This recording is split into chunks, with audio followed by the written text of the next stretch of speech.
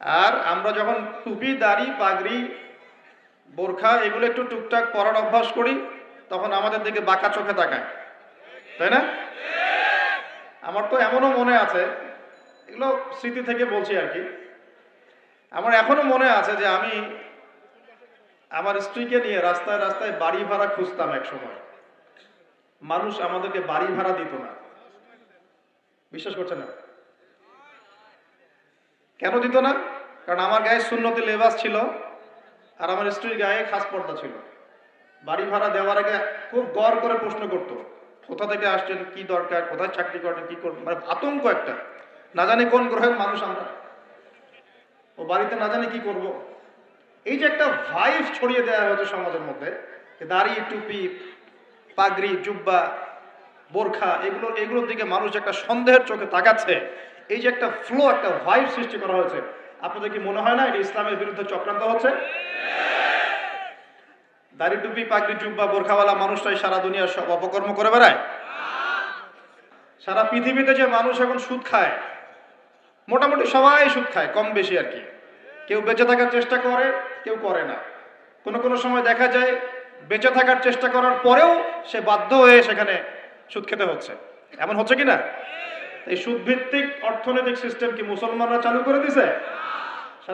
সারা বিশ্বের মানুষকে হারাম কি মুসলমানরা খাওয়াচ্ছে? সবার ফোনে ফোনে ইন্টারনেট সেকশনে ঢুকলেই দেখবেন পর্নোগ্রাফি, নগ্নতা, দেখেন না? এমন কারো চোখ নাই এটা দেখে নাই, কারণ এটা সম্ভব না এখন এই যুগে। ইন্টারনেটের কাজ যারা করে, ইন্টারনেটে যারা ঢোকে, চোখের সামনে এগুলো পড়বেই পড়বে। 100% আলেম হোক আর জালেম হোক, পড়বেই পড়বে না? এই সারা দুনিয়াতে ইন্টারনেট সেকশনে যেগুলো ছড়িয়ে দেয়, না মুসলমানরা ছড়াই দিছে? মুসলমানরা ছড়াই দিছে? মেয়েরা আগে একটু পর্দায় চলতো, ফেমিনিস্ট রেভলিউশনের মধ্য দিয়ে মেয়েদেরকে নগ্ন করে বাইরে বের করা হয়েছে। এখন মেয়েরা ছেলেদের পোশাক পরে ঘুরে বেড়ায়। হ্যাঁ, সমাজের মধ্যে এই সমস্যার কারণে জেনা বাড়ছে, পরকীয়া বাড়ছে, ব্যভিচার বাড়ছে, ধর্ষণ বাড়ছে। এই সমস্যাগুলো মুসলমানরা তৈরি করে দিছে। আমরা আগে শিখতাম কোরআন এবং সুন্নাহ কেন্দ্রিক শিক্ষা, এখন শিখতেছি পশ্চিমা ধাঁচের শিক্ষা। এই শিক্ষা কি মুসলমানরা চালু করে দিল? আগে আমরা আল্লাহ পাকের জমিনে আল্লাহর খলিফা ছিলাম। আল্লাহ পাক দুনিয়াতে আমাদের খলিফা করে পাঠান নাই? সূরা বাকারার প্রথম দিকে আছে না, আদম আলাইহিস সালামকে আমি সৃষ্টি করেছি কি জন্য? আমার খলিফা হিসেবে। ওয়াইজ ক্বালা রাব্বুকা লিল মালায়েকা ইন্নী জাঈলুন ফিল আরদি খলিফা শব্দ কোরআনে নাই? তাহলে আদম আলাইহিস সালাম এই দুনিয়াতে কার খলিফা? যে আল্লাহর খলিফা, সে আল্লাহ পাকের হুকুম আহকাম চালু করবে নাকি নিজের মন গড়া বিধান চালু করবে? যে আল্লাহর বিধান দিয়ে চলে সে আল্লাহর খলিফা না? আর যে আল্লাহর বিধান বাদ দিয়ে চলে সে কি আল্লাহর খলিফা না শয়তানের খলিফা?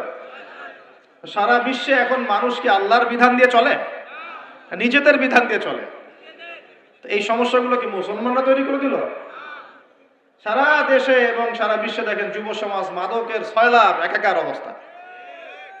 তো কোরআন সুন্নাহ কি মানুষকে মাদক খেতে উৎসাহিত করে, নাকি মাদকের বিরুদ্ধে কোরআন সুন্নাহ জিরো টলারেন্স? কোনটা? সমাজে দেখেন মেয়েদের সাথে কি অন্যায় আচরণ করা হচ্ছে, ইফটিজিং, ধর্ষণ, এগুলো বাড়ছে না কমছে? তো কোরআন সুন্নাহ কি পক্ষে না বিপক্ষে? সারা দুনিয়ার এই ঘর থেকে শুরু করে বিশ্বের যে সমস্যাগুলো একটা একটা করে বলতে গেলে তো 100টা বের হবে। এই সবগুলো সমস্যা কি মুসলমানরা করে দিল, না মুসলমানদের উপর এই সমস্যাগুলো চাপিয়ে দেওয়া হচ্ছে? কোনটা? কিন্তু মিডিয়ার মধ্য দিয়ে, প্রযুক্তির মধ্য দিয়ে, নিজস্ব প্রিন্ট এবং ইলেকট্রনিক মিডিয়াগুলোর মধ্য দিয়ে সারা বিশ্বে ছড়িয়ে দেওয়া হয়েছে সবচেয়ে খারাপ মানুষ মনে হয় মুসলমানরাই, তাই না? যত বাঁকা দৃষ্টি শুধু দাড়ি টুপি পাগড়ি বোরখা এগুলো কিছু। আমার এখনো মনে আছে ওই স্মৃতিচারণ করতে গিয়ে এই কথাগুলো বললাম। মানুষ ভয়ে বাড়ি ভাড়া দিত না, কি অবস্থা! আর এখন মনে করেন যে এখনো খুব দেয়, এখনো যদি শোনে যে আমি বাড়ি ভাড়া খুঁজতেছি, প্রথমে খুব রাজি, ওকে ফাইন দিয়ে দেওয়া হবে। পরে যখন কোনো যে ও আছে উনি ওনারে দিলে আবার কি সমস্যা, কোন দিন আবার কোন ঝামেলায় পড়ে। আলেম ওলামা মানুষ আমাদের সোসাইটিতে এসে থাকলে আবার কোন ঝামেলা হয়, কি হয়, বাসায় আবার কে আসে যায়, কি করে, সেলিব্রিটি মানুষ, কত কাহিনী মানুষের। একটা কথা বলি শোনেন, ঢাকা শহরের কথা বলছি, লেকচারগুলো অনলাইনে যাবে তো, তাদের শিক্ষা আছে। ঢাকা শহর ভূমিকম্প প্রবণ এলাকা না? ভূমিকম্পের যে পাপগুলা, সেই পাপগুলো আমি কিন্তু একটা লেকচার আলোচনা করে আসছি সিলেটে, দেখে নিন অনলাইনে। 15টা থেকে 20টা পাপ আছে। এই পাপগুলোতে যখন একটা জাতি লিপ্ত হয়, আল্লাহর পক্ষ থেকে আযাব আসে। কয়েকটা কথা বলছি। পাপগুলোর মধ্যে একটা হচ্ছে যে যখন মানুষ বস্তুবাদী হয়, বেশি বস্তুবাদী মানে দুনিয়া নিয়ে খুব বেশি ব্যস্ত, পরকালের ফিকির কম, আল্লাহকে ভুলে গেছে। তারপরে যখন আমানত উঠে যায়, আমানত কি হয়? উঠে যায়। তারপর যখন গনিমতের মাল মনে করে আমানত মানুষ খেয়ে ফেলতেছে, আমানত রাখা হয়েছে, গনিমতের মাল মনে করে খেয়ে ফেলবে। যখন মানুষ এই মাকে কষ্ট দেয়, মাকে কষ্ট দিয়ে মানে মায়ের সাথে খারাপ ব্যবহার করে, বউয়ের আঁচল ধরে বসে থাকে। যখন মানুষ বাবাকে দূরে ঠেলে দেয় আর বন্ধু বান্ধবকে কাছে টেনে নেয়। তারপরে আছে যখন গান বাজনা বাদ্যযন্ত্র বেশি হয়, মানুষের কানের কাছে যখন বাদ্যযন্ত্র বাজতে থাকে, মানে হেডফোন দিয়ে গান শুনছেন, এখন কানের কাছে বাদ্যযন্ত্র বাজছে। তারপর যখন মানুষ মাদকদ্রব্য বেশি সেবন করা শুরু করে, যখন জেনা বেশি বেড়ে যায়, অশ্লীলতা বেশি বেড়ে যায়, ব্যভিচার বেড়ে যায়, এই পাপগুলো যখন বেড়ে যায় এবং গায়িকা নর্তকীর যে সংখ্যা বেড়ে যায়, প্রতিটা কথা আরবি দিয়ে বলা আছে, আমি বলতে গেলে টাইম যেত, আমি শর্ট করে বললাম। এই কাজগুলো যখন একটা সমাজের মধ্যে বেশি হয়, তখন ওই জায়গায় আল্লাহর পক্ষ থেকে 2টা মারাত্মক মানে আযাব আসে। তার মধ্যে একটা হচ্ছে মহামারী, আর একটা হচ্ছে এই ভূমিকম্প। আর ভূমিকম্পের সাথে চলে আসে ভূমি ধস, মানে ভূমি ধসে যায় এবং চেহারার আকৃতি পরিবর্তন হয়। আর একটা কি, হ্যাঁ, গরম বাতাসের আযাব আসে। এই গরম বাতাসের আযাবটা এখন আসে নাই, কিন্তু আমি শেষ জামানার হাদিসগুলো টুকটাক গবেষণা করে মনে হচ্ছে অচিরে গরম বাতাসের একটা আযাব আসবে বিশ্বের দিকে। এবং নাসাও এটা নিয়ে গবেষণা করছে অলরেডি। সূর্যের মধ্যে অনেক রকম বিক্রিয়া হচ্ছে, তেজস্ক্রিয় বিক্রিয়া হচ্ছে ইত্যাদি, হিলিয়াম গ্যাসের অনেক বিস্ফোরণ হচ্ছে। এগুলোর ওয়েভ বা ফ্লোটা আস্তে আস্তে পৃথিবীর দিকে ধেয়ে আসবে।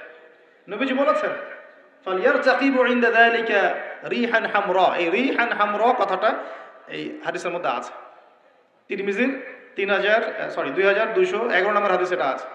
গরম বাতাস ধেয়ে আসবে পৃথিবীর দিকে, গরম বাতাসের আযাব, গরম বাতাসের আযাব আসবে। ওয়া জালজালা, এবং ভূমিকম্প। অন্য হাদিসে আসছে সানাওয়াতু জালাজিল, ভূমিকম্পের বছরগুলো। আর আসছে মুতানুন শাদীদ, বড় মহামারী। আর খসফুন মানে যে জমিন ধসে যাওয়া, মাসখান মানে চেহারা আকৃতি বিকৃত হয়ে যাবে। আর কযফান একটা আছে, কযফান মানে পাথরের বৃষ্টি বর্ষিত হবে। এই আযাবগুলো কখন আসে? এই পাপগুলোতে মানুষ যখন লিপ্ত হয়। আর আমাকে বলেন দেখি, এই পাপগুলোতে আমরা কম বেশি লিপ্ত আছে কিনা? আর বড় বড় বস্তুবাদী শহরগুলোতে এই পাপগুলো বেশি না? এখানে মানুষ ওই হাদিসের উপর আমল করছে। এখন কোন হাদিস? নবী সাল্লাল্লাহু আলাইহি ওয়াসাল্লামের ইন্তেকালের 80 থেকে 85 দিন আগে একটা হাদিস তিনি বলে গেছেন, একদম শেষের দিকে, জীবনের শেষের দিকে।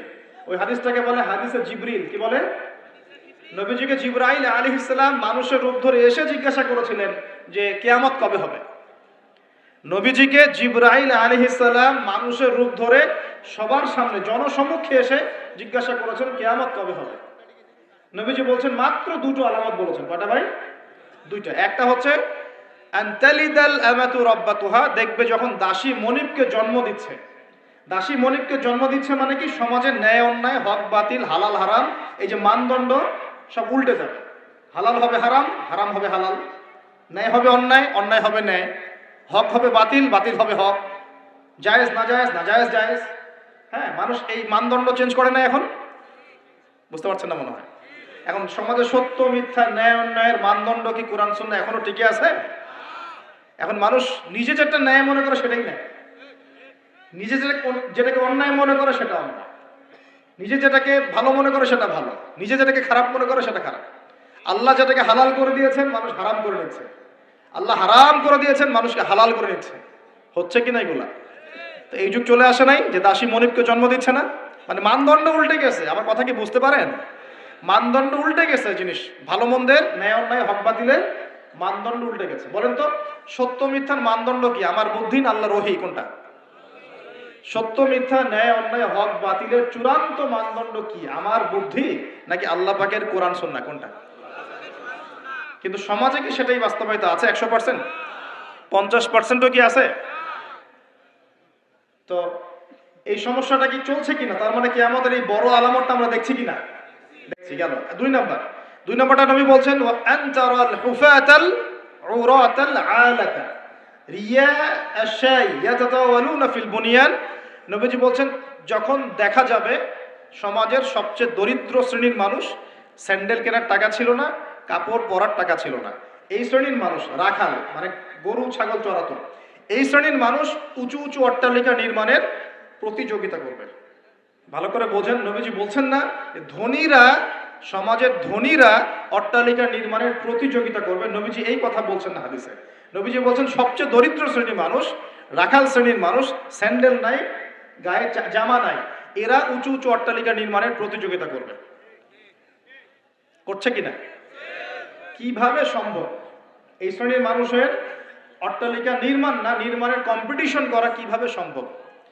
এক, সুদের মধ্য দিয়ে; দুই, করাপশন দুর্নীতির মধ্য দিয়ে; তিন, অন্যের সম্পদ আত্মসাৎ করার মধ্য দিয়ে। এই সমস্যাগুলো চলছে কিনা সমাজে? এরাই যখন 10-20 তলা বিল্ডিং উঠাবে তখন তো আর মানুষকে মানুষই মনে করবে না। বুঝতে পারছেন না?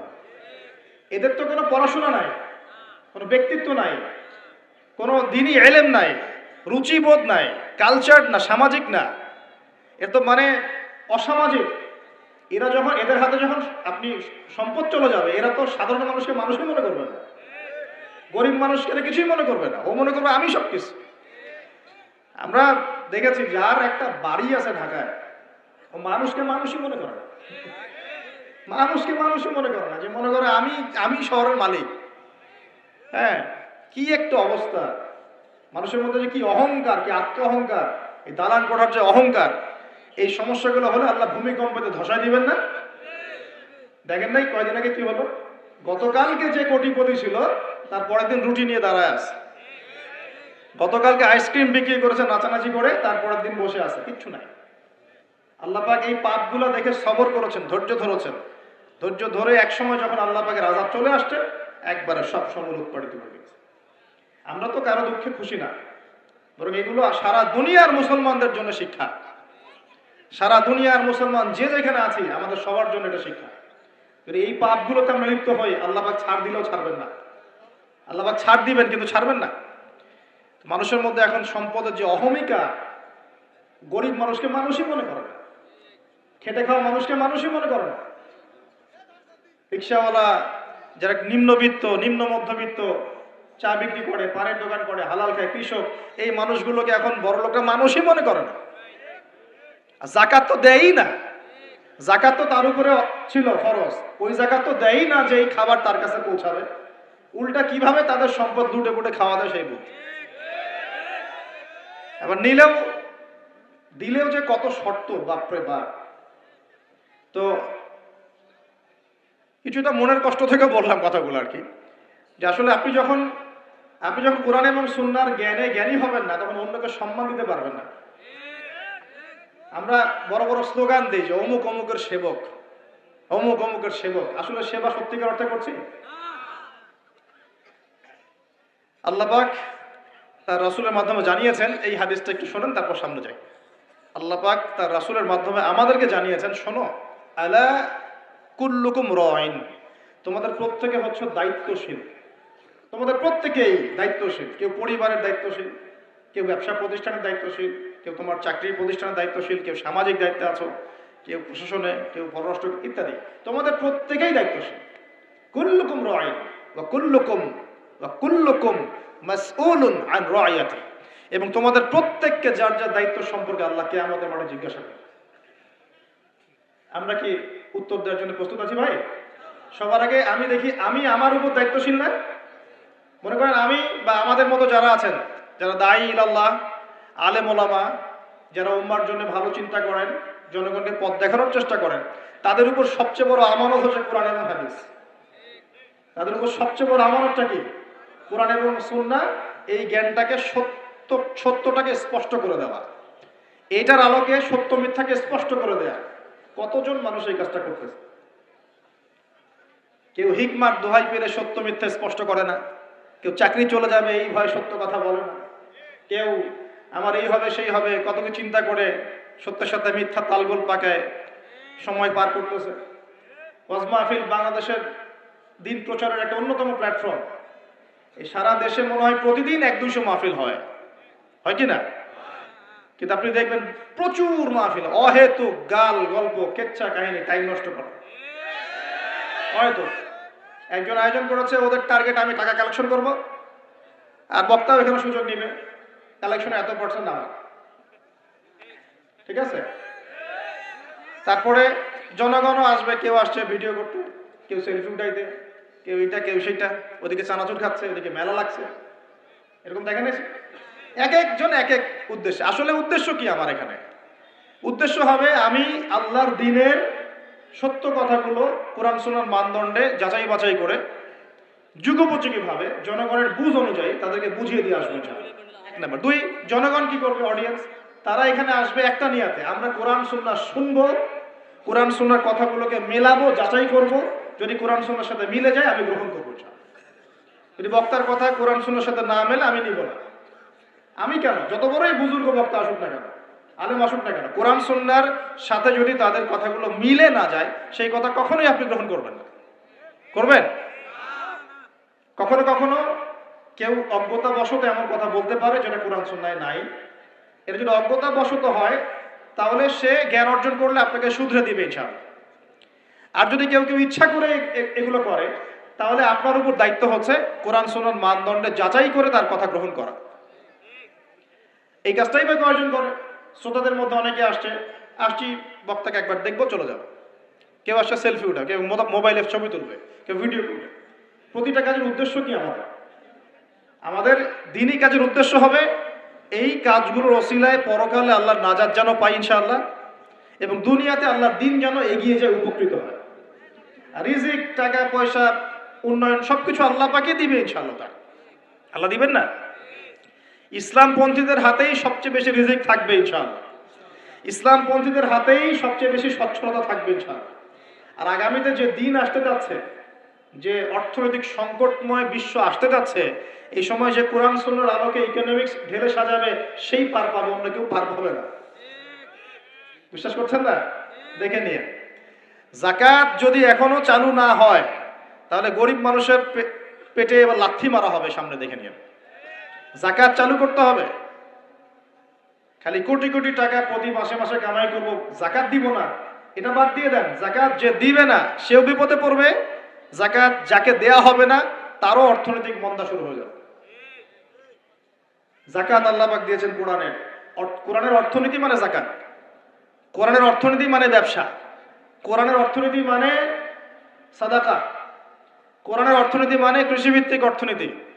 এই পুরো বিষয়গুলোর মধ্যে সারা বিশ্বের অর্থনীতি পড়ে যায়। কিন্তু এখন আমরা এগুলো সব না হলেও অনেকগুলো অংশ সরিয়ে দিয়ে সুদ চালু করে এটা দিয়ে খাচ্ছি আর কি। সুদের পরিণাম ধ্বংস হবেই হবে, আজ হোক আর কাল হোক সুদ ধ্বংস হবেই হবে। সারা দুনিয়া এখন দেখছে যে সুদ কিভাবে ধ্বংস হয়, সারা দুনিয়া এখন দেখছে সুদ কিভাবে ধ্বংস হবে। মনে রাখবেন, এর ফলে শুধু এক শ্রেণীর মানুষই লাভবান হবে। কোন শ্রেণী? যারা বুর্জোয়া শ্রেণী, যারা পুঁজিবাদী শ্রেণী, যারা ধনিক শ্রেণী, যাদের হাতে সম্পত্তি কুণ্ঠিগত থাকবে, এরা হয়তো পার পেয়ে যাবে এই দুনিয়াতে। কিন্তু মধ্যবিত্ত শ্রেণী আর নিম্ন মধ্যবিত্ত শ্রেণীর জীবনে এমন দুর্ভোগ নেমে আসবে সামনে, দেখে নিন কি হয়। সুদের পরিণতি হচ্ছে ধ্বংস, সুদের পরিণতি মানেই ধ্বংস। সুদ যখন চালু হবে তখন আল্লাহ পাক কোরআনে বলছেন, ও যে ব্যক্তি সুদ খেলো সে যেন আমার এবং আমার নবীর সাথে যুদ্ধ করলো। একটা বলি তাহলে বুঝবেন, সূরা বাকারা 279-80 এই আয়াতগুলোর দিকে আছে, 79-80। আল্লাহ পাক বলছেন, ইয়া আইয়ুহাল্লাযীনা আমানু, হে মুমিনগণ, ইত্তাকুল্লাহ, তোমরা আল্লাহকে ভয় করো। আল্লাহর কথা সহজ না? তোমরা আল্লাহকে ভয় করো। ওয়া যারু মা বাকিয়া মিনার রিবা, সুদ ছেড়ে দাও, সুদের অবশিষ্ট অংশ ছেড়ে দাও, মানে সুদ ছেড়ে দাও। ওয়া ইল্লাম তাফআলু, যদি তোমরা সুদ না ছাড়ো, ফাআযানু বিহারবিন মিনাল্লাহি ওয়া রাসূলিহি, তাহলে আল্লাহ এবং তার রাসূলের সাথে যুদ্ধের ঘোষণা শুনে রাখো। কার কথাটা আমি বানিয়ে বললাম? আপনার কিতাব, এই কিতাব আপনার বাসায় নাই? আপনি কি এই কিতাবের জন্য জীবন দিতে চান না? এখন আমাকে বলেন, ওই কোরআনেই আছে, সুদ খাওয়া মানে আল্লাহ এবং তার রাসূলের সাথে যুদ্ধ করা। আর আমি আর আপনি যে মানছি না, এখন আমাদের কি হবে বলেন? সে তো অমুসলিম, কোরআনে কি আছে জানি না বেচারা। কোরআনের প্রতি অনেক ক্ষোভ, কারণ কোরআন ওদের সমস্ত জাহিলিয়াত অন্যায়ের বিরুদ্ধে কথা বলে। এই জন্য কোরআনকে পুরা দিতে চায় এবং নবীকেও গালিগালাজ করে, তাই না? ইসলামের বিরুদ্ধে দাঁড়ায় যায়, ইসলামের বিরুদ্ধে ওরা চেষ্টা চালায়, কারণ ওরা জানে না ইসলাম কি, ওরা বোঝে না কোরআন কি, ওরা বোঝে না মুহাম্মদ সাল্লাল্লাহু আলাইহি ওয়াসাল্লাম কে, তিনি কেমন আদর্শ, কেমন মানুষ, তিনি যে পুরো বিশ্বের জন্য রহমত, ওরা তো জানেই না, বোঝেই না। আমরা জানি না? এখন আমরা যে জানি, কিন্তু আমরা যে কোরআন পড়তে জানি না। আমরা তো জানি, কিন্তু আমরা তারপরেও যে কোরআন তেলাওয়াত করতে পারি না, জানার পরেও যে কোরআনের অর্থ কোনোদিন পড়ে দেখলাম না। আর গত বছর তো অর্থ পড়তে বলেছিলাম যে অর্থগুলো একটু পড়ে দেখেন, বাপরে বাপ, যে ধোয়াটা ধুইলো আমাকে, আমি একদম পরিষ্কার হয়ে গেছি, এমন ধোয়া ধুয়ে দিচ্ছে। কোরআনের অর্থ পড়ার দরকার নাই। আমি কি বলেছিলাম যে কোরআন তেলাওয়াত করলে কোনো নেকি হবে না? কোরআন তেলাওয়াত করলে কোনো নেকি হবে না, এই কথা বলেছিলাম না? বলেছিলাম যে কোরআন তেলাওয়াত শুধু তেলাওয়াত করে গেলে আপনি ভিতরের হকটা আদায় করতে পারবেন না। কোনটা বলেছে? আর কোরআনে আপনি সূরা ফাতিহা পড়লেন, কিন্তু সূরা ফাতিহার অর্থ আপনি বুঝলেন না। আপনি কি সূরা ফাতিহার মধ্যে আল্লাহ যা বলেছেন তা কি বুঝতে পারলেন? এই যে আয়াত একটা তেলাওয়াত করলাম, আপনি পড়তে পারলেন, ইয়া আইয়ুহাল্লাযীনা আমানু তাকুল্লাহা ওয়া যারু মা বাকিয়া মিনার রিবা ইন কুনতুম মুমিনিন ওয়া ইন লাম তাফআলু ফাআযানু বিহারবিন মিনাল্লাহি ওয়া রাসূলিহি। আপনি কি কিছু বুঝলেন? তিলাওয়াত তো করলেন, প্রত্যেক হরফে 10 নেকি হলো, আপনার আমলনামায় প্রত্যেক হরফে 10 নেকি হলো, ঠিক আছে, বুঝলাম, মানলাম, কিন্তু এই আয়াত যে আপনি বুঝতে পারলেন না। কিন্তু এখন আমি যদি বলে দেই আয়াতের অর্থটা এমন, হে মুমিনগণ আল্লাহকে ভয় করো, সুদ ছেড়ে দাও, যদি না ছাড়ো আল্লাহ এবং তার রাসূলের সাথে যুদ্ধের ঘোষণা শুনে রাখো, এবার কি কিছু বুঝতে পারলেন? বুঝতে পারেন না? তাহলে অর্থের দরকার নাই ভাই। আর কত সহজ করে বলবো বলেন তো ভাই, আর কত সহজ করে বুঝবো? তা আমি যে এখন মুসলিম পরিবারে জন্ম নিয়েও যে আমি কোরআন তেলাওয়াত করতে পারছি না, অর্থটা পড়ে দেখছি না, নবীর হাদিসগুলো পড়ছি না, কোরআন রেগুলার একটু তেলাওয়াত করি না, কোরআনের একটু দাওয়াত মানুষকে দেই না, কোরআনের কাজে সাহায্য করছি না, এগুলো কি আমার অপরাধ হচ্ছে না? কে বড় অপরাধী তাহলে, তারা না আমরা? বলেন এবার। এখন কি দ্বিতীয় ওয়াদাটা করতে পারি? প্রথম ওয়াদা করেছেন দরুদ পড়বেন সকালে সন্ধ্যায় 10 বার করে, মনে আছে তো নাকি ভুলে গেছেন? আমাদের মেমোরি তো এখন মাছের মতো, অ্যাকুরিয়ামের মাছ আছে না, ওই মাছের মেমোরি ওখানে ঘোরে কেন সারাদিন জানেন? কারণ ওর memory short time memory loss, মানে ওর মেমোরি এত নিচু স্কেলের, ও মনে করে যে এটা হচ্ছে অনেক বড় সমুদ্র, ও কোথায় গেল ভুলে গেল, এই যেখান থেকে এই পর্যন্ত গিয়েছে ও ভুলে গেছে কোথেকে কোথায় আসছে, মেমোরি লস। আমাদের কেন জানি আমাদের জাতিটা এরকম হয়ে গেছে, আল্লাহ মাফ করো।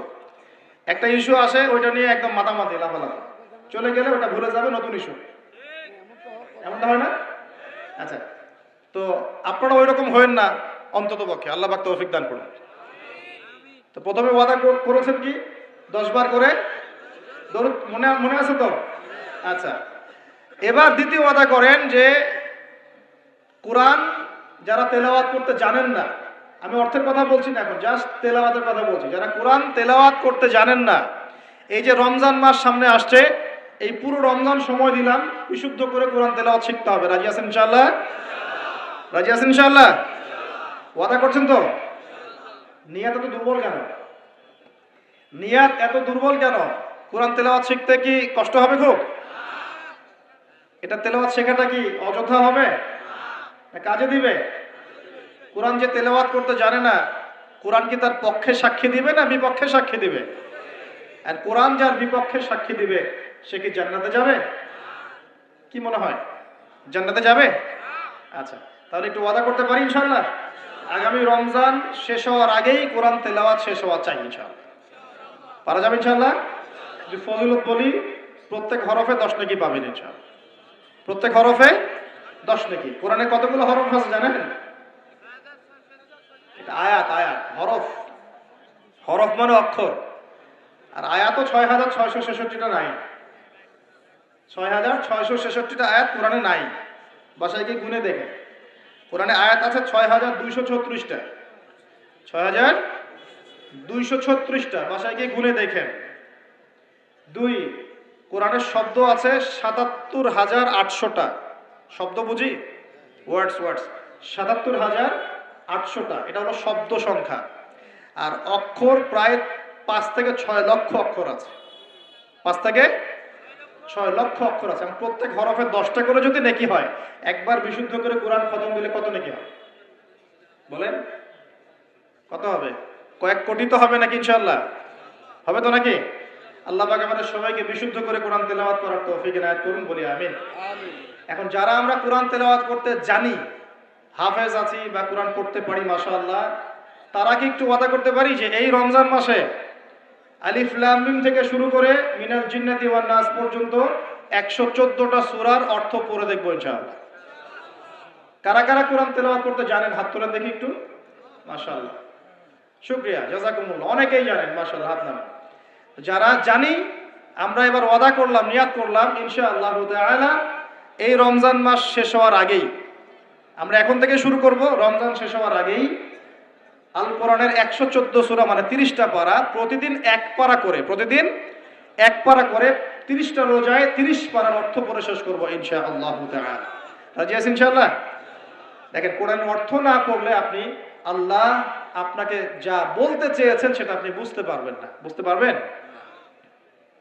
উদাহরণ দিই ছোট্ট করে, খেয়াল করেন। মনে করেন আপনি প্রবাসী, আপনার স্ত্রী থাকে দেশে, আপনার স্ত্রীর সাথে আপনার দেখা সাক্ষাৎ খুব কম হয়, দেখা সাক্ষাৎ হয় না বললে চলে, খুব আপনি কাজের কারণে ওখানে থাকছেন, মাঝে মাঝে আসছেন যাচ্ছেন। এখন স্ত্রী আপনাকে একটা মেসেজ পাঠিয়েছে, ফোনে স্ত্রী আপনাকে একটা 1 পৃষ্ঠার মেসেজ পাঠিয়েছে, আর মেসেজটা পাঠিয়েছে স্ত্রী ইংরেজি ভাষায়। কোন ভাষায় ভাই?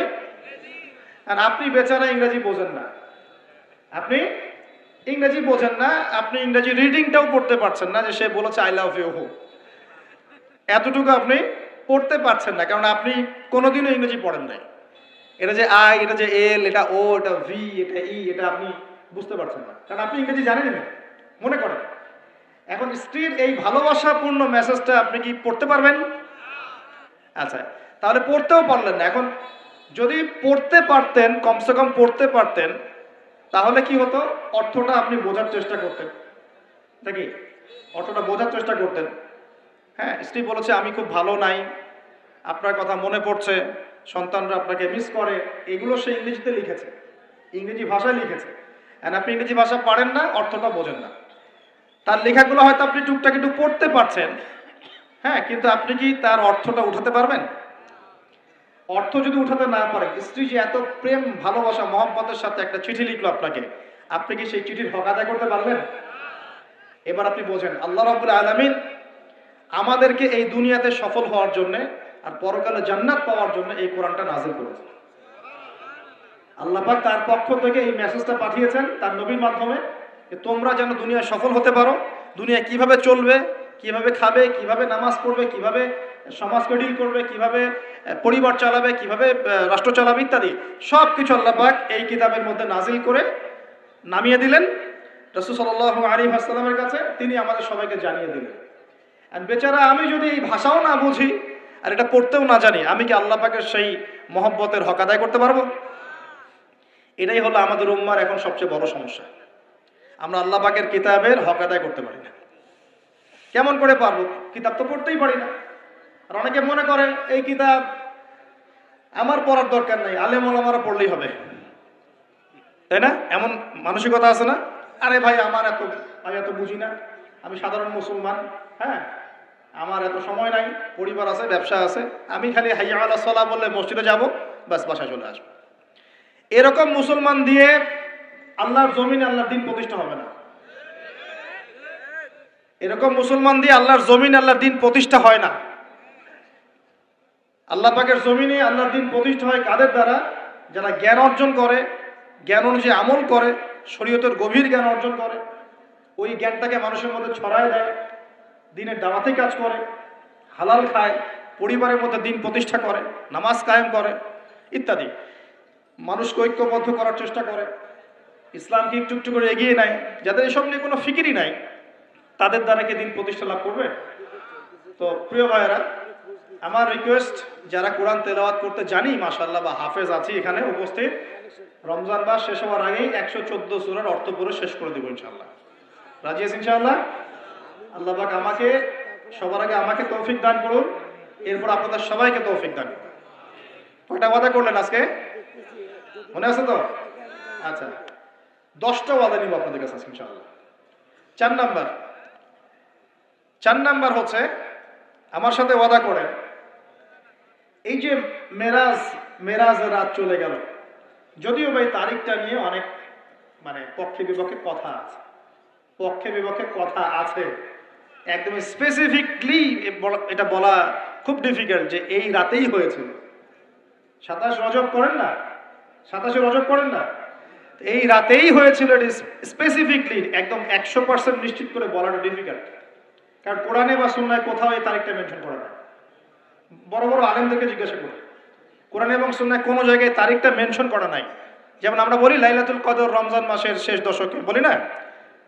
লাইলাতুল কদর কখন? রমজানের শেষ দশকের বিজোড় রাতে, তাই না? রমজানের শেষ দশকের 21, 23, 25, 27, 29 যে কোনো একটা রাত হবে লাইলাতুল কদর, এটা আমরা জানি। কিন্তু এইভাবে করে শবে মেরাজ কিন্তু বলা নাই, এটা ঐতিহাসিক ঘটনা। যাই হোক, এই শবে মেরাজে রাসূল সাল্লাল্লাহু আলাইহি ওয়াসাল্লামকে আল্লাহ পাক তার আরশের কাছাকাছি নিয়ে আল্লাহ পাক যে কথাবার্তা বলেছেন, আল্লাহ পাকের সাথে তিনি যে কথা বলেছেন, আল্লাহর নূর দেখেছেন, আল্লাহর দিদার লাভ করেছেন, এই সময় আল্লাহ রাব্বুল আলামিন তাকে 3টা হাদিয়া তওফা দিয়েছেন। কয়টা ভাই? গৌরের সাথে শোনেন, মনোযোগ দিয়ে শোনেন। 3টা হাদিয়া দিয়েছেন। এক, আল্লাহ পাক আমাদের নবীকে দিয়েছেন 50 ওয়াক্ত নামাজ। কত ওয়াক্ত? এই 50 ওয়াক্ত নিয়ে তিনি আসছিলেন। আস্তে আস্তে পঞ্চম আসমানে দেখা হয়েছে নবী মুসা আলাইহিস সালামের সাথে। কোন নবী? মুসা আলাইহিস সালাম নাম তো জানেন? কোরআনে সবচেয়ে বেশি কোন নবীর নাম এসেছে এটা জানেন তো? হয়তো অনেকে জানতেন না। কোরআনে কিন্তু সবচেয়ে বেশি আমাদের নবীর নাম আসে না। কোরআনে সবচেয়ে বেশি এসেছে নবী মুসা আলাইহিস সালামের নাম, প্রায় 137 জায়গায়। কত জায়গায়? আরো কম বেশি হতে পারে, এটা আমাদের ছোট্ট গবেষণা, আল্লাহু আ'লাম বিসওয়াব। তো কারণ কোরআন খুললেই দেখবেন মুসা আর ফেরাউন আছে না? এখানে একটা প্রশ্ন করে রাখি, পরে উত্তর দিবেন। কেন কোরআনে মুসা আলাইহিস সালাম আর ফেরাউনের ঘটনা এত বেশি বর্ণিত হয়েছে? এটা ভাবতে থাকেন, পরে উত্তর দিবেন। কেন কোরআনে নবী মুসা আলাইহিস সালাম এবং ফেরাউনের নাম এত বেশি, এতবার কেন এই ঘটনা বলা হয়েছে? কোরআনে কি আল্লাহ শব্দের কোনো অপচয় করতে চান? তাহলে এতবার করে একটা কথা কেন বলছেন? আর কোরআনে কি আল্লাহ পাক অহেতুক কিছু নাযিল করেন না? নিশ্চয়ই পিছনে কোনো কারণ আছে বলেই করেন। কোনো কারণ ছাড়া কি আল্লাহ পাক কোনো কাজ করেন? আচ্ছা, তার মানে এর পিছনে কোনো কারণ আছে। এই যে একটা সূরা আপনারা পড়েন, সূরা আর রহমান, সূরা আর রহমানের মধ্যে পড়েন না, আর রহমান আল্লামাল কোরআন খালাকাল ইনসান আল্লামাহুল বায়ান, পড়েন না? আচ্ছা, এই সূরার মধ্যে 31 বার এসেছে ফাবিআইয়ি আলাই রাব্বিকুমা। আর আমি যদি বলি যে 31 বার কেন এই আয়াতটা আসলো, এতবার কেন? একটা সূরার মধ্যে এতবার একটা কথা বলার কি দরকার? আল্লাহ পাক তো কোরআনে শব্দের অপচয় করতে চান না, তাহলে এতবার করে আল্লাহ পাক কেন বলছেন এই কথা? এই দুটো উত্তর আলোচনা শেষে আমি যুবকদের কাছ থেকে শুনবো ইনশাআল্লাহ। ভাবতে থাকেন, সূরা আর রহমানে কেন এতবার ফাবিআইয়ি আলাই রাব্বিকুমা তুকাযযিবান বলা হয়েছে, এবং মুসা এবং ফিরআউনের ঘটনা এতবার কেন এসেছে? আমাদের উম্মাহকে আল্লাহ কি শেখাতে যাচ্ছে? ভাবার বিষয় আছে কিনা ভাই? কোরআন নিয়ে মানুষ ভাববে কখন? যখন পড়বে, বুঝবে, তখন তো ভাববে নাকি? একটা বিষয় যখন পড়ে, বোঝে, গবেষণা করে, তখন না মাথায় গুলো খেলে। আর কোরআন তো সেই খুলেছিলাম বাবা মারা যাওয়ার সময়, বাবার মৃত্যুবার্ষিকীতে, বাবার 40 দিনের দিন। হ্যাঁ, ওই যে কবে আমার ছেলে অসুস্থ হয়েছিল, ওই দিন কোরআন খুলে ঝাড়ফুঁক করেছি। এগুলোই তো কোরআনের সাথে আমাদের সম্পর্ক। একটু চেক করে দেখেন, লাস্ট কত মিনিট আগে আপনি হোয়াটসঅ্যাপ চেক করেছেন, দেখবেন আধা ঘন্টা আগে। লাস্ট কত ঘন্টা আগে আপনি ইউটিউব চেক করেছেন, দেখবেন 1 ঘন্টা আগে চেক করেছেন। লাস্ট কত ঘন্টা আগে আপনি ফেসবুক স্ক্রল করেছেন, দেখবেন 10 মিনিট আগে, 15 মিনিট আগে, 20 মিনিট আগে। এমন আমলনামা স্ক্রল করে দেখেন লাস্ট কবে কোরআন খুলেছিলেন। বুঝতে পারেননি কথা? কবে শেষ কোরআন খুলে দেখেছেন? কে কবে শেষ কোরআন খুলে দেখেছে? কোরআনের সাথে যদি এমন সম্পর্ক হয়, হে মুসলিম জাতি, আমাদের আল্লাহর গজব থেকে বাঁচার কোনো সম্ভাবনা নেই। আল্লাহ পাক আমাদেরকে কোরআনের সাথে সম্পর্ক করার তৌফিক দান করুন। যে কোরআনের সাথে সম্পর্ক করতে পেরেছে সে সরাসরি আল্লাহর সাথে সম্পর্ক করতে পেরেছে। যার সাথে কোরআনের সম্পর্ক নাই সে আল্লাহর মারেফত থেকে বহু দূরে অবস্থান করছে।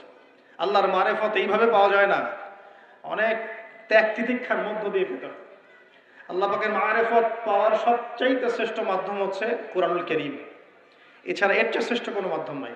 হ্যাঁ, সালাত আছে, সেটা একটা ইবাদত, কিন্তু এটা হচ্ছে বিধান। এই বিধান এবং এর তেলাওয়াত, আল্লাহ পাকের কালাম, এর মধ্য দিয়ে আল্লাহ পাকের মারিফত লাভ করা যাবে ইনশাআল্লাহ তাআলা। আল্লাহর সাথে আপনি সরাসরি কথা বলতে পারবেন। আপনি কি আল্লাহর সাথে কথা বলতে চান না? আল্লাহ পাক কি বলছেন, কেন বলছেন, আপনার সাথে আপনার প্রতি আল্লাহ পাক কি নসিহত করছেন, আপনি কি জানতে চান না, শুনতে চান না? মুসা আলাইহিস সালাম পঞ্চম আসমানে আমাদের নবীকে বলছেন 50 ওয়াক্ত নামাজ আপনার উম্মত পড়তে পারবে না, আপনি কমিয়ে নিয়ে আসেন। আমার উম্মতকে 2 ওয়াক্ত নামাজ দেয়া হয়েছিল, পড়তে পারে নাই। তার উম্মতের নাম কি? মুসা আলাইহিস সালামের উম্মতের নাম কি বলেন? বনু ইসরাইল। কিন্তু বনু ইসরাইল তারও আগ থেকেই ছিল। বনু ইসরাইল বলা হয় ইয়াকুব আলাইহিস সালামের বংশধরদেরকে। মুসা আলাইহিস সালামের কওম দাবি করে আমরা মুসা আলাইহিস সালামের কওম। কিন্তু সত্য কথা হচ্ছে যে যারা এই দাবিটা করে এরা সত্যিকারের বনু ইসরাইল নয়।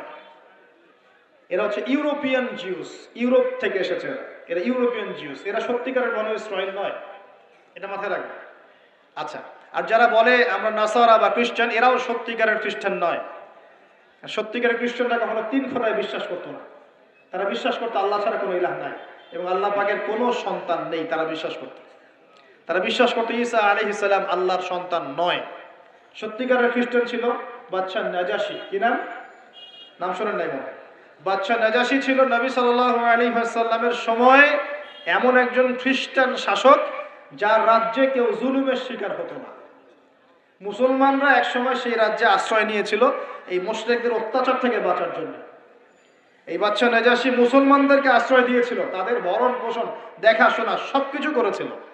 এই বাদশা নাজাশী যখন মারা যায়, আমাদের নবী নিজে তার গায়েবানা জানাজার নামাজ পড়েছে।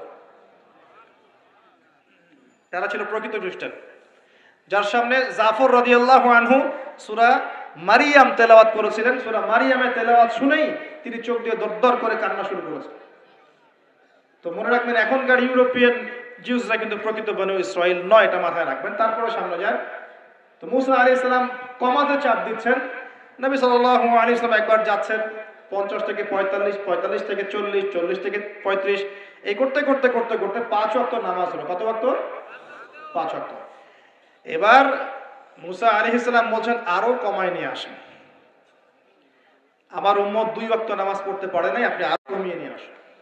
তখন নবী সাল্লাল্লাহু আলাইহি ওয়াসাল্লাম বলছেন আমি আমার রবের কাছে এই আরজি পেশ করতে লজ্জা বোধ করছি। কি বোধ করছি? লজ্জা বোধ করছি।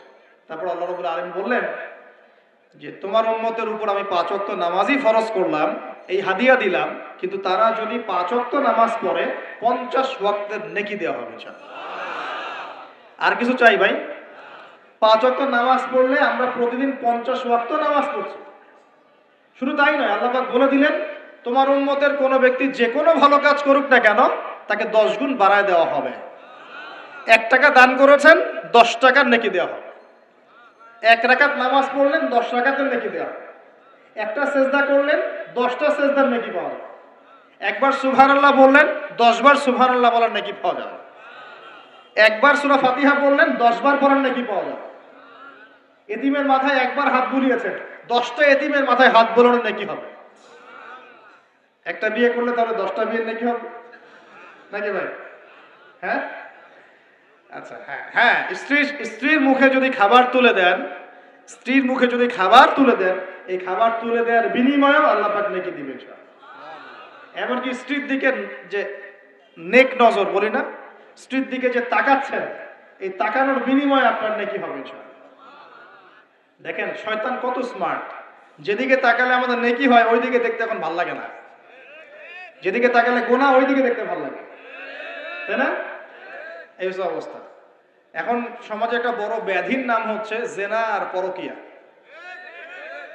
জেনা সবখানেই জেনা, রাস্তাঘাটে, স্কুলে, কলেজে, বিশ্ববিদ্যালয়ে তো আমরা পড়েছি মাশাআল্লাহ। আমরা তো 10 বছর আগের স্টুডেন্ট ছিলাম।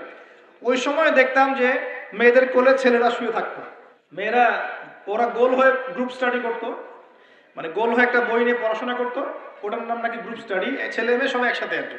কোনো কোনো সময় দেখা যেত ক্যাম্পাসে হাঁটতে গিয়ে দেখা যেত যে মেয়ের যে মানে থাই উরুর উপরে মাথা দিয়ে ছেলে বই পড়তেছে। জেনা নয় কি এগুলা? নাকি ভালো কাজ? এখন তো এর চেয়ে তো ভালো মারাত্মক কিছু হয়, তাই না ভাই? এখন তো এই যুগ পার হয়ে গেছে। আগে চিঠি দেওয়ার যুগ ছিল, এখন চিঠি দেওয়ার যুগ টুক নেই, এখন একদম সরাসরি সবকিছু, তাই না? একটা পাপের কারণে আল্লাহ পাকের মহামারী নেমে আসে, আল্লাহ পাকের পক্ষ থেকে মহামারী নেমে আসে। সেই পাপটার নাম হলো ফাহেশা, অশ্লীলতা, নোংরামি, জেনা, ব্যভিচার, পরকীয়া। যে নোংরামি না এগুলা, এই এই এই এই পাপগুলোর কারণে আল্লাহর পক্ষ থেকে এমন এমন রোগ ব্যাধির জন্ম হয় যে রোগগুলো আগে বিশ্বের মধ্যে ছিল না। এই কথাটা হাদিসের মধ্যে আছে।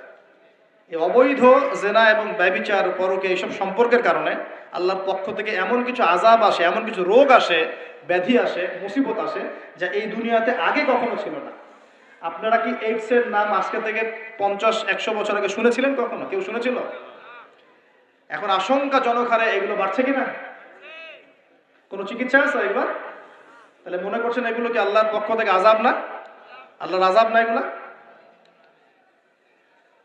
আমরা এখন এমন একটা জায়গায় চলে আসছি, আসলে কি বলবো, এখনকার নিউজগুলো এমন যে কোনো জায়গায় কোনো ক্ষেত্রে দেখা যায় যে বৈধ সম্পর্ক যেগুলো আছে না, বৈধ সম্পর্ক মাহরাম, এই মাহরামদের মধ্যেও অবৈধ যৌন সম্পর্ক চলতেছে না।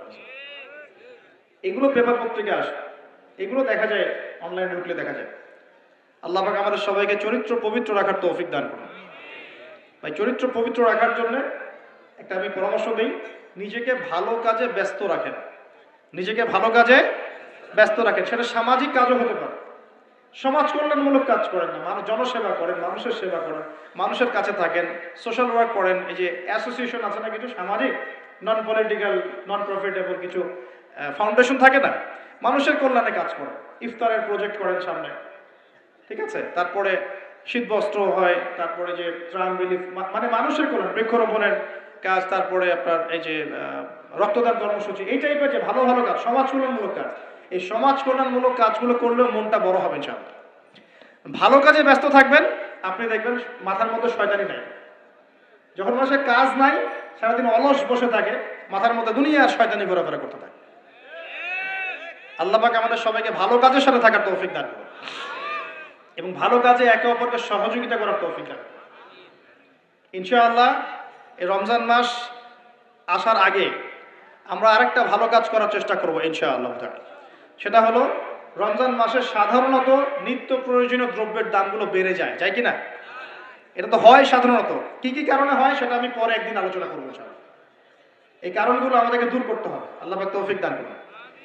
কিন্তু সাধারণত দেখা যায় রমজান মাসে দামগুলো বৃদ্ধি পায়, তখন মধ্যবিত্ত এবং নিম্ন মধ্যবিত্ত শ্রেণীর চরম দুর্ভোগ দেখা দেয়।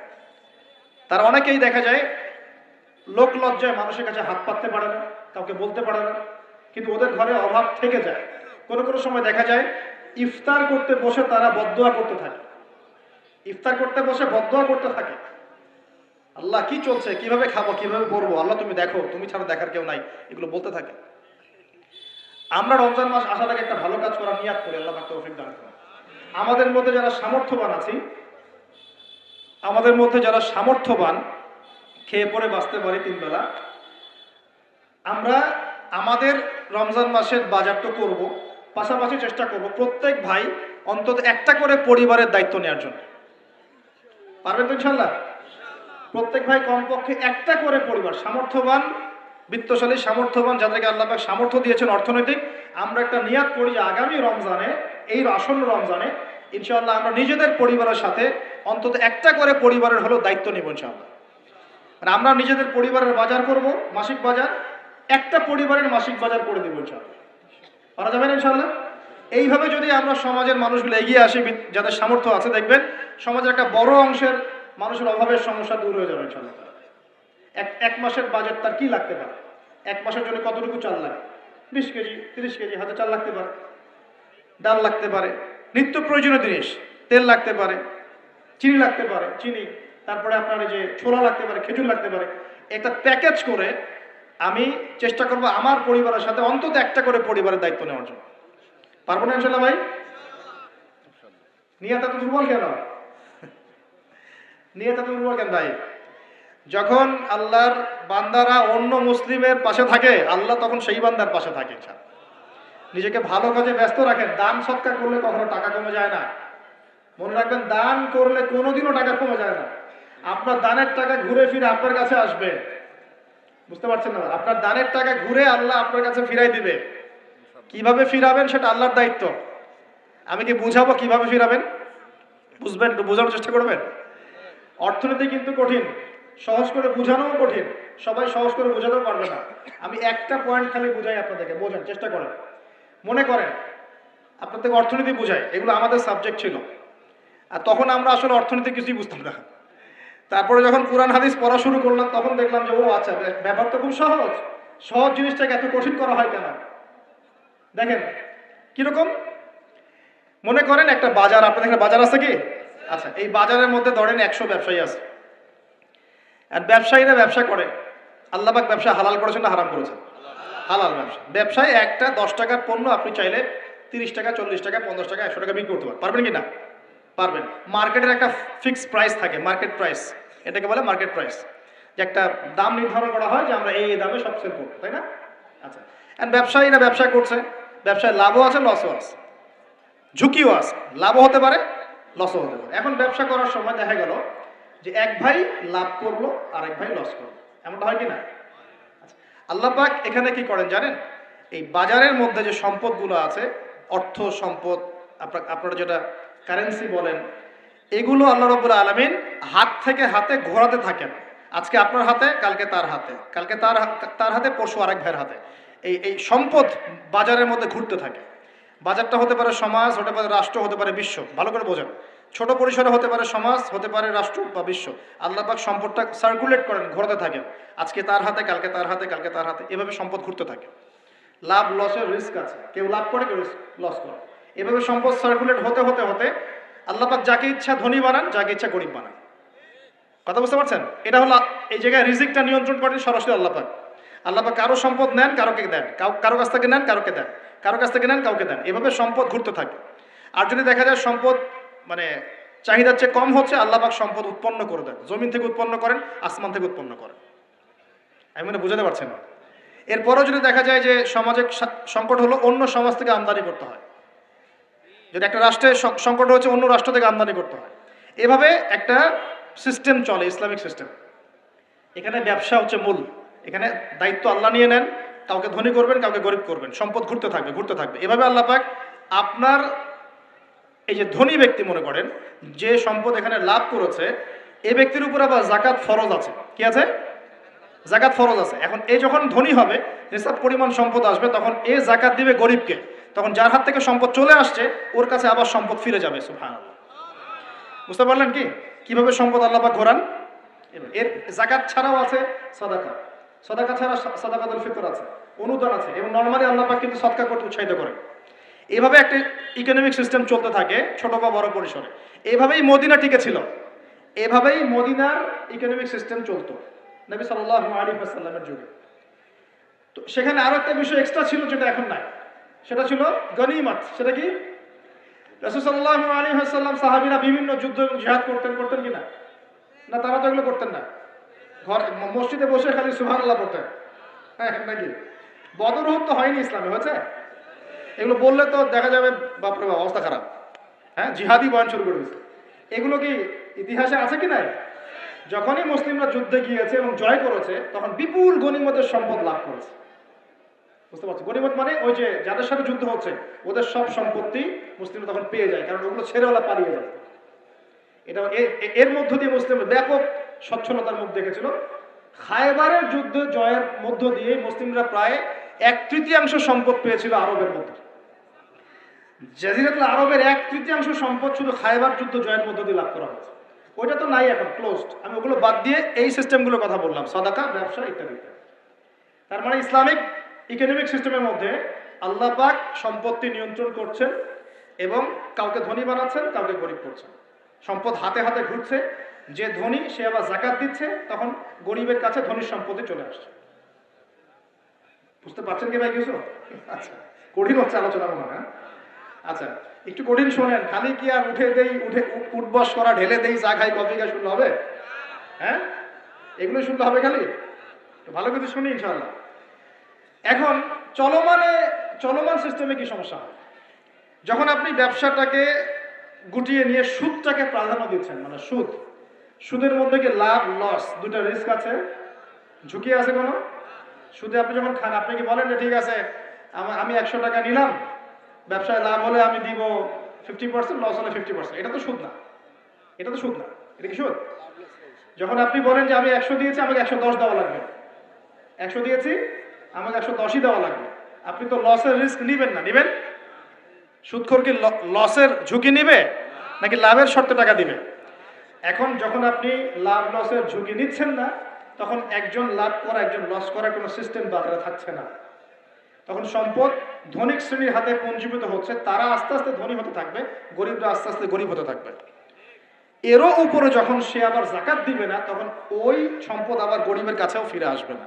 এভাবে সুদের মধ্য দিয়ে সম্পদ সংকীর্ণ হয়ে যায়, একদম একটা মার্কেট, সমাজ, রাষ্ট্র মেসাকার অবস্থা, দেউলিয়া হয়েছিল। একটা একটা করে কথা বলেছিলাম, ফলেছিল কি অর্থনৈতিক কথাগুলো? পাকিস্তানের কথা ফলেছে? পাকিস্তানের সামনে আরো ভয়াবহ পরিণতি আছে। আর এগুলো থেকে শিক্ষা না নিতে পারলে আমাদের সামনে ক্ষতি আছে। এগুলো বলবেই বাকে, বুঝাবেই বাকে। আর আল্লাহ পাক আমাদের কথা গ্রহণ করার মানসিকতা দান করুন।